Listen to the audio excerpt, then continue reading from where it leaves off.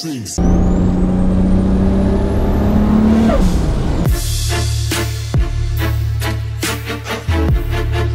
What's up, guys? Welcome back to the channel and welcome to the month of Maybes. Hopefully you guys enjoyed yesterday's video of me kind of going over the GTR and everything that's wrong with it and kind of my first week with it. I sold the Saab the other day, so now technically it is my daily. This is what we were driving pretty much every day now, which is really cool. This thing was a previous, previous auction car, and I think that they did some things to save some money, like repair the front bumper. You can see if I squeeze this, it'll go back in. So maybe we'll fix some stuff with that. We do have a side skirt. We have a set of side skirts for it, but they're not painted yet. And I tried to stick one on the other day, and they're kind of like bent, kind of weird. So Sean is at the shop right now. He's actually been working on installing the lifts or getting some stuff figured out with the lifts. And when I was doing the stuff with the RV the other day, he basically just stayed at the shop and did a bunch of stuff with that since he didn't really need to go with me since I was just getting it towed. I'm gonna fire this thing up, get it ripping, rip it down to the shop. But the one thing that we do need to get going or figure out what we're doing with is actually this van. So I think I'm probably gonna end up selling the van. It's cool, but now with, it's a little bit further drive to the new shop. Sometimes we gotta get there fast. So I think this thing is a great example of that. Jamie's Explorer should be done here soon. V8 4Runner should be for sale here soon. So we're gonna fire this unit up. See what kind of a cold start we get today. If we get a loud one or if we get a cold one. Oh.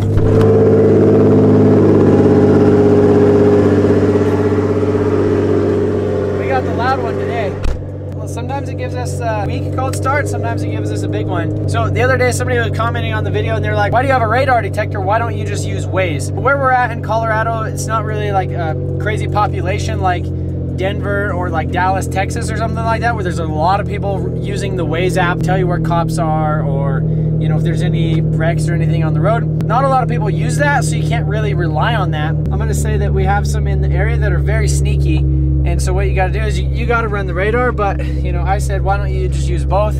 But if it's a daily commute, I'm not gonna hop on my app every day and put in my destination when I know where I'm already going. So just running the radar is kind of the best way to go. I don't go too fast, but just cruising a little bit above I think that's kind of normal. Especially when you're in something like this, where if you're doing like 150, you could like sip a cup of tea. You could probably pour a cup of tea, is what you could do. We're gonna get some stuff done today, boys. So I was on my way to the shop, stopped over at Walmart to grab some snacks and some other stuff for the shop because, now that we're a little bit further away, it's hard to just go grab food for lunch. I was talking to Sean if we need anything else. He said that we borrowed my brother's Hilti hammer drill to install the lifts to drill the holes in the concrete. And I guess he burnt it out, possibly. It is a really, really old one. It doesn't even look like a Hilti. It just looks old. Burnt it out, and I just went around to 2 places, stopped and seen if they have them for rent. When all else fails, we'll pull out the handy dandy Facebook Marketplace. Lo and behold, look what we got here. We have this Hitachi hammer drill, 360 retail, 135 bucks. So I just messaged him, asked him if I could come pick it up right now. I'd like to just go pick it up right now. She says, I have an appointment at 3, but other than that, I should be home. Otherwise, we might have to do this tomorrow. Cause I don't want to like go rent one, cause like, it's like one of those things that you use it every like couple years, but when you need it, you need it. Renting, it's probably gonna be 60 bucks. And to buy this one for 130, and we should have a new one. And my brother's probably not gonna be happy that the other one's burnt out. So I can give it back to him, give him the new one. And then when I need to borrow it again, it'll be kind of more so mine than his. So see if I could grab this thing, and then if not, we'll let you guys know. Just got some good news. I said, can I pick it up within the next 30 minutes? She said, that's perfect. So I'm just waiting for her to send the address right now. We're gonna go pick this thing up. You guys ever wonder why sometimes it takes a little while to get like videos and stuff out? It's because like stuff like this just happens, like seems like always, no matter what, whether it's parts or you're a tool or lunch or whatever happens, there's always just something that seems like it gets in the way of you just getting everything done. We're driving by the old shops right now. You can see there's my bay in the back in the middle. It's already been rented, so they've already moved on, which is fine. We've already moved on too. I'm stoked about the new shop. So bad news, I stopped and looked at the hammer drill, but it had like a 1-inch chuck on the front of it that was like a square bit. The bits that we currently have, they actually don't work. I told Sean that I was going to pick that thing up. He's like, oh, well, I fixed it. He took it apart, and I guess there was like this little tab that fell out or something, or that he had to take out of there. And I guess now the one that we were using actually works because the drill still worked, but the hammer part didn't work. So Sean got it fixed. So we should be good. It would have been kind of nice to have our own hammer drill though, but for now, we should be fine. So I guess on the way to the shop we go. See See that over there? That is they call a Super C. Oh my goodness. It's a Super C RV, which basically has the front end and like the engine and transmission and like the whole drivetrain out of an F-250. So it has a 6.7 Power Stroke in it, but it has a Class C. So it has the bed over the cab, and then it has everything in the back. Sometimes they're toy haulers. You can have like a garage in the back. In general, they're easier to work on because it's like a normal, you just pop the hood and you can get to the engine and, you know, the radiators and all that other stuff. I think that would be really cool ultimately. Or, you know, with the whole RV thing that we picked up the other day, if you haven't seen that video, check up here. But it'd be cool to swap the thing with the diesel or a Cummins or something like that. I was looking, or like a Power Stroke or like a 6.7 Cummins would be really cool in that. But I don't know. We got a lot of stuff on our plate. We got a lot of stuff to figure out. I think if we do end up doing something like that, it'll be down the road. Overall, right now, we need to focus on getting the cars ready for the season, getting the shop set up, getting the paint booth set up, and get back to the builds. Sorry for the interruption. Back to the shop. All right, boys, so we're back at the shop. Sean, what happened with that thing? Buddy, I fixed it. So it wasn't working. So the drill would still work, but it wouldn't hammer. And if it doesn't hammer, you're not gonna get any holes in concrete. So basically what happened was there's this little slip deal. Yep. This little slip deal, and it's got like some tabs, some tabulous in there, and you gotta slide it down, and then that basically engages the hammer. There's a collar inside there, and this little piece of, I don't know what it is, if it's plastic or metal or what, but this broke off of that collar, and basically what it was doing was it was stuck inside there, so you couldn't fully engage this. So you could pretty much like turn it and then go about that far, and then it would stick, because this was broken off in there. Took this apart, pulled that out, brand new. Down, ready to rip. Yep. So now we have the old reliable Hilti hammer drill. I guess it the motor was good. It was just, you know, it wasn't hammering, and I panicked. Okay, I panicked and I did what I'm best at. I didn't even know you panicked. You called me. You're like, hey, I'm going to pick up a hammer drill. I'm like, buddy, I fixed it. Well, I stopped at 2 places, didn't have them in stock. I was like, oh, Marketplace, here we go. 2-post lift. It's up. It's got the cable routed. This has been a lot more involved than initially you would have anticipated. Well, yeah. So we messed up. So we didn't read the instructions. Wow, that's a lot of words. Too bad I'm not reading them. You're supposed to do a bunch of stuff to them while they're on the ground. We were just excited when we got them, and we wanted to get them up in the shop, so put them up in the air and didn't do any of the stuff you're supposed to do before setting them up. So you're still able to do all of it. It just makes it a lot harder because now you have like the weight of that thing to lift up as opposed to it laying down, and then you can kind of slide it back and forth because that thing has to move quite a bit in order to install the cable and the hydraulic lines and stuff. So this thing has to like come up and down and do a bunch of stuff in order to actually work. Sean got it all figured out, and I was out just taking care of the RV.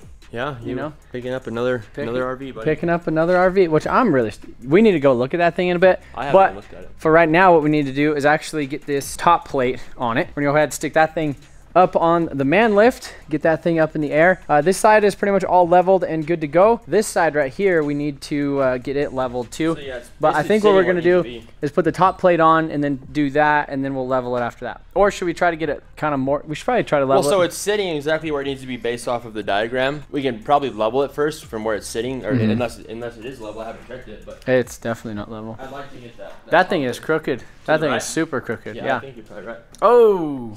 It's honestly not terrible. Well, that's there's level. Couple shims away from level, buddy. Not bad. So we gotta plumb it both ways too. Yeah, couple shims away from level. We'll be good. You know what we should do with the new lift is lift the lift. Lift the lift with the new lift.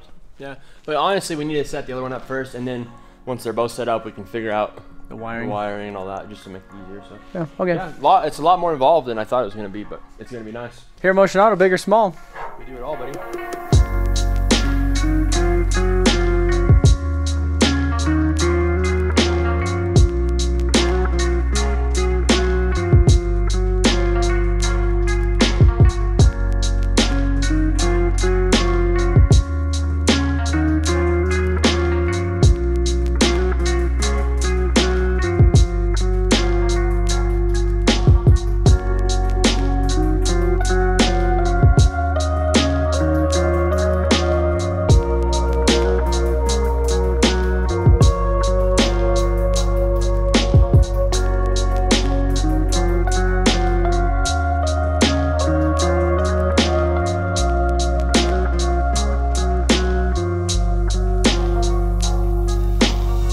So we got this whole lift, side of the lift, drilled, or Sean did that, got it drilled and bolted down, and we used some of these shims right here to get it nice and level. So you can see we got some thick ones right here, Got some thin ones over there, but basically got it all leveled. So now we need to do the same thing over here, but we're not gonna drill all these holes yet. Kind of cutting the bubble a little bit right there. So need to basically push it that way. So I have to space up this back. The bottom is pretty much where it needs to be as far as lengthwise, but before we go up there, I don't want to be up there like trying to muscle that thing over to the other side. So we might as well just try to level it up a little bit. We won't bolt anything down until we get that top plate bolted, and then we'll make sure all the shims and everything are good and then tighten her down.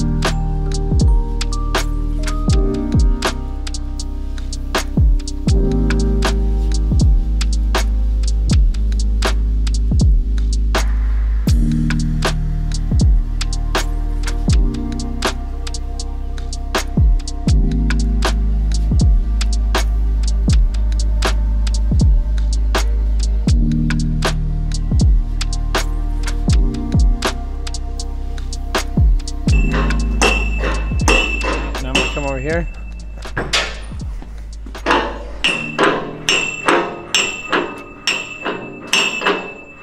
Brand new. All right, so we made some more progress over here. So we got this thing installed. That disengages the locks. Yeah. It's 100% ready. Other than we just got to throw the rest of the arms on. We just threw one on to look at it, and then we looked at it a little bit. And then we need to wire. There's a switch up there. So like if micro switch, yeah. Micro switch. So if you're like lifting something up, and so you don't crush it, because you could. This thing will do it. Wire that up and then find some power. I don't know if we're gonna do. Probably won't run power for this thing until the other lift's set up. That way we can figure out how we're gonna. I would like to run power. So you can do an extension cord or something. Maybe an extension cord. So what we were also talking about was when we do run the power, is since they have like these little kind of this little flying leads or whatever off here, is possibly just do like a little mini extension cord and then do power right here. So that way we could just plug in the lift. If we ever need to weld anything on the lift, we just unplug it and we don't have to run an extension cord across the shop. The other thing is there's no 220 outlets over here. So like those could be our 220 outlets. And honestly, since the lifts will be right next to each other and they'll both have that same style of plug, if we're using one lift, we could just plug it into the, vice versa. Exactly. Let's take a look at this arm right here. So I didn't think it was gonna be this big. It's serious. That's like 6 that feet. Is ridiculous, which is honestly what you need if you're gonna have like an F250 or something, just because they're so long and the weight is so distributed. So you could kind of have this one up here on the front kind of short and then have it hanging off the back. Yeah. Each arm kind of has an equal amount of weight. Overall, we made some more progress. I honestly didn't think this was going to be that big of a deal. No, it was a lot more in depth than I thought it was going to be initially, but it's up. Well, there's so many more pieces and parts than you'd think, yeah. Whereas the other lifts were a lot smaller. Obviously, they weren't like a bin pack, so they didn't come with all the little gizmos and gadgets and like the automatic locks and the little things like that. The other lifts, they were already kind of put up, so they already had the little things attached to them. Everything was already done because you bought them used, so it was already set up before. Yeah. Whereas now, pretty much set it up from scratch. Learned a lot of stuff along the way. Having this man lift in here was awesome. I don't know how we would have got up there. We wouldn't have. If we wouldn't have done that. But yeah, still need to tighten like the cables and stuff like that. Super stoked to get these things finally installed in here, be able to lift some stuff up. Pretty much wraps up our day here at the shop. We do need to figure out where we're putting the other one. We're debating on putting it like right here, so we have kind of a staggered lift set up. But then we also want to be able to take cars in and out of that door, during the winter or whatever, if we're like doing body work over here and then we don't want to drive it outside and it's all windy. The fact that the lift is so tall, I think it's 14 feet, and that's a 12-foot garage door right here. So technically, if we had something all the way up like a truck and we open the door, it could potentially hit the cab. As big a goofs as we are around here, we're not that big of goofs. Yeah. So I don't think we would do that. But yeah, basically just need to figure out where the second lift is gonna go. And the Hilti worked great all day today. I think I'm gonna take that bit though and I'll stop by the place in the morning and see if they could sharpen it real quick. Yeah, because I think before we do the other one, I definitely think we need to sharpen that bit. It seemed like it was just taking a little bit longer. Yeah, we might run back to my house. I need to do some stuff with, or I want to do some stuff with my Supra. I haven't driven it in a while. Maybe we'll do some things with it. Catch up with you guys, I guess, when we get to my house. All right, guys, so we made it back to the house. You guys didn't know this is where we ship all of our merchandise and stuff for the giveaways. We make t-shirts, we do a bunch of stuff out here. And one of the things I haven't done is I got this thing registered a while back, and I have not put on the license plate yet. Jamie did a grocery order, so I'm just gonna run over there real quick and grab some groceries. And I literally haven't driven this thing in probably like a month and a half. So, you know, we're gonna take the old Grocery Gator Evo wagon, you know, kind of doing the things that it's supposed to be doing. The other thing is I would like to do real quick is I want to swap the wheels off of the Supra. A couple months ago, I took the C6 Z06 to the road course, and I took the rear tires off my Supra, the old rear tires off my Supra, basically put those on the front, put those on the back. So now I need to take these ones off of the front and put them back on the back of the Supra, because right now it just has these, they're 255s. They're actually decent size, but on the Supra they look kind of mellow. So need to swap those things out so that the Supra is ready to go. And then I actually want to drive this out to the shop, get it all washed, and, you know, actually kind of start driving this thing again now that it's been in the shop all winter. Just gonna swap some things and take this thing probably for a little drive, go grab some groceries. Let's see if this thing actually fires up. I need to drive it to the shop and do some stuff. Oh no, she's dead, and I left the jump pack at the shop. So I just plugged in the battery charger. That's not looking so, it's not looking too good. Should let it start charging a little bit, see if it'll come back. This is one of those really expensive batteries, 7 of 21. Got some things. I definitely would like to start driving this thing a little bit more, but now with the shop being a little bit further away, I don't know, like the gearing on this thing isn't like necessary for the highway. I want to put a muffler on it. I want to basically dial it in. Before we moved shops, we kind of got this thing done, and then like it just turned into like, what are we gonna do with the shop? And then this thing just got kind of stuffed to the house, and then I bought this house, and then we just moved a bunch of stuff, and then we're doing stuff at my brother's house, and it's basically just been a mess. But yeah, this thing is super rad. If you guys didn't know, I built this Evo wagon. It has a built 2.3 liter stroker that we built in-house. It has this Artec turbo manifold. It has a Garrett G3660. Maybe it's a G3770, I forgot which one we ordered. The coil radiator, Deechworks 2200cc injectors, full E85, freaking it rips on 14 pounds. We need to actually take it to the dyno and dyno it now that it has this G30 on it, but we just haven't really had a whole lot of time. But I love how that stainless cast manifold just did that. It looks really nice. So let this thing charge up, hopefully it does, and then we'll swap the wheels and tires on this. I'm not sure if I should drive this to go get groceries because it might not start once, once we're all done.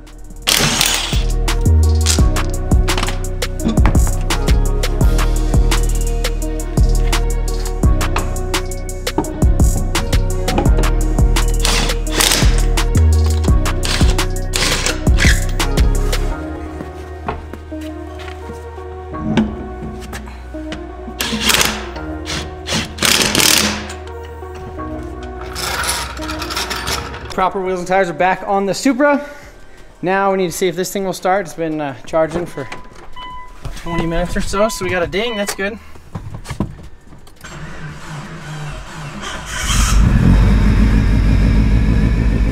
Tell me that's not the most weird E85 cold start you've ever heard, where it sounds like it's not gonna start. It goes, and it just runs.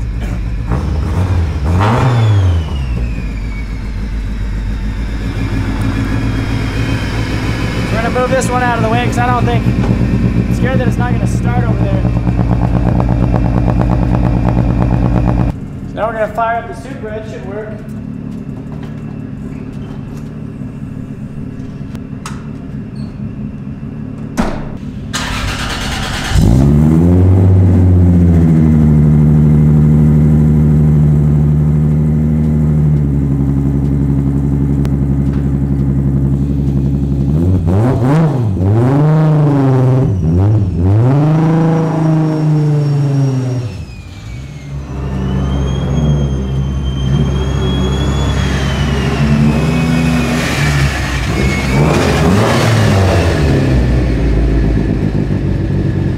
I definitely need to get a better battery in hit though. It also leaks a little bit of oil. So, we got some extra cardboard. Throw this underneath there. That way she, you know, it is a DSM by the way. Probably a couple more days, and then we'll probably end up driving it to the shop eventually. But right now, I'm gonna go grab some groceries in the Supra.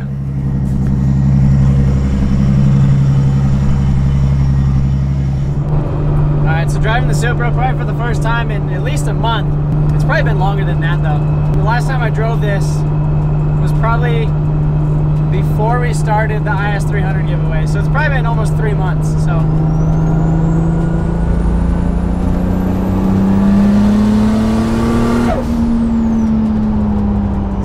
R35 is good. It makes some cool sounds, but it definitely doesn't sound as cool as this thing. And I for sure think that this thing would take the R35 in a race. Maybe we should race them one of these days and see how fast the Supra is versus the R35. I think that would be a good race. Maybe we'll have Sean drive the R35, and then I'll race him in this thing. It's super dusty. There's a car wash right over by the grocery store, so I usually don't like touching it because of the paint. But it pretty much just has dust on it, so we should be able to just rinse it off since we ceramic coated it before SEMA in 2019, which is crazy that this thing's been done this long, and I've literally only put like 3,000 miles on it since it's been finished.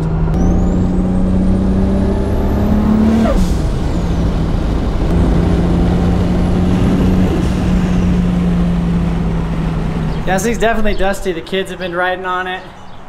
I really need to get like a good car cover to keep. See, Carson was trying to say her name on it.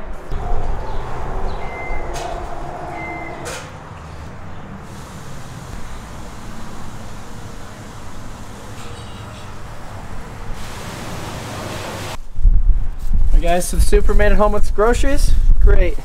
Grocery getter. Glad I was able to basically drive this thing just for a little bit, even though it was only a couple miles. But I appreciate you guys watching. Hopefully you guys are enjoying these daily videos. I wish we got a little bit more done in this video, but this is why we're uploading every day. See you guys tomorrow.